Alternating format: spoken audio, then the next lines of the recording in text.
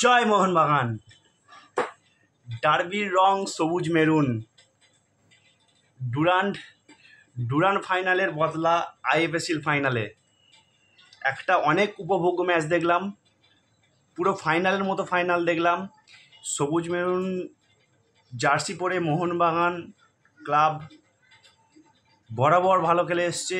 আজকেও ডার্বিতে ইস্টবেঙ্গলের বিরুদ্ধে যে জয়, ফাইনালে অবিশ্বাস্য জয়। ডার্বির রং অবশ্যই সবুজ মেরুন। খুব আনন্দ হচ্ছে, খুব ভালো লাগছে। সারা রাত ধরে আপনারা আনন্দ করুন আজকে। তো যদি ম্যাচের দু একটা কথা আসি, দারুণ একটা উপভোগ্য ম্যাচ দেখলাম। আইএফএসিল ফাইনাল শুরু থেকেই দুটো টিম একটু আধটু নড়বড়ে লাগলেও মোটামুটি যত খেলা গড়িয়েছে তত আস্তে আস্তে পরিণত হয়েছে, খেলাটা আস্তে আস্তে পরিণত হয়েছে। আমার মনে হয় মোহনবাগানকে অবশ্যই ডমিনেট করে চলছিল কিন্তু ইস্টবেঙ্গল, যেখানে কিন্তু ইস্টবেঙ্গল খুব শীঘ্রই 36 মিনিটের মাথায় একটি গোল পেয়ে যায়। এবং এই ম্যাচে, বিশেষ করে এই ডার্বি ম্যাচে গোল পাওয়া মানে, একটা গোল এগিয়ে যাওয়া মানে অনেক চাপের ব্যাপার অপোনেন্ট টিমের বিরুদ্ধে।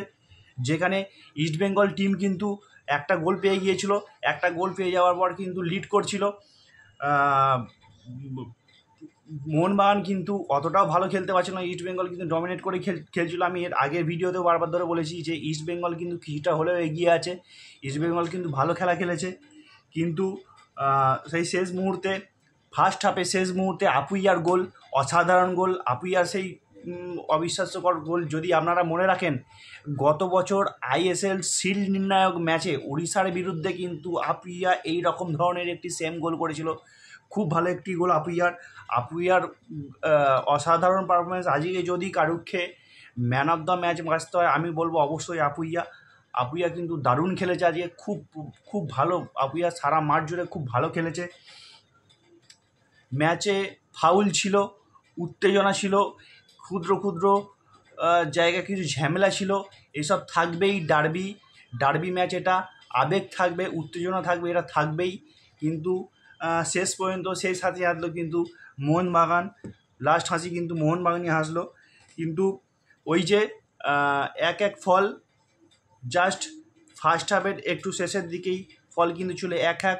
তারপর 90 মিনিট পর্যন্ত 1-1 হিসাবেই খেলা চলে। তারপর কিন্তু খেলা গড়ায় এক্সট্রা টাইমে, যেখানে এক্সট্রা টাইমেও কিন্তু সেই ফলাফল 1-1ই ছিল।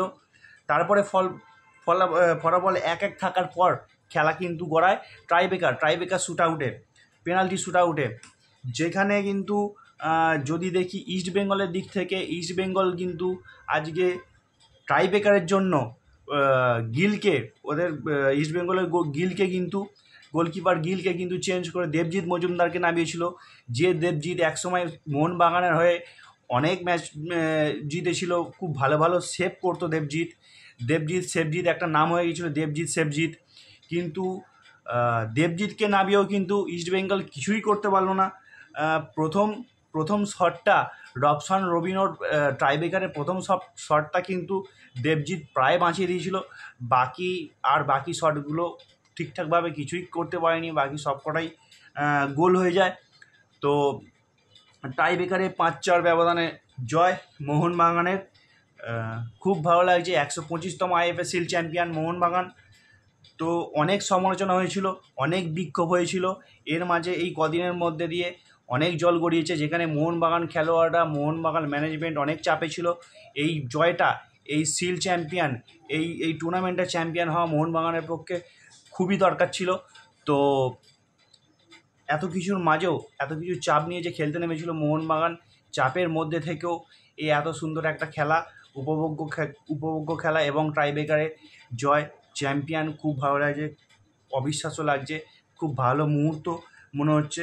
তো ভিডিও আর বেশি লং করব না, আপনারা দেখতে থাকুন টুইন্স ম্যাজিক ইউটিউব চ্যানেল। এবং মোহনবাগান সমর্থক আপনারা যারা আছেন, অবশ্যই আজকের দিনটাকে এনজয় করুন খুব ভালোভাবে। আগামী দিনে মোহনবাগানে আরও টুর্নামেন্ট আসে, মোহনবাগানে আরও ম্যাচ আসছে, ভিডিও নিয়ে আমি আসবো। ততক্ষণ দেখতে থাকুন টুইন্স ম্যাজিক ইউটিউব চ্যানেল। ভালো থাকবেন, সুস্থ থাকবেন। জয় মোহনবাগান।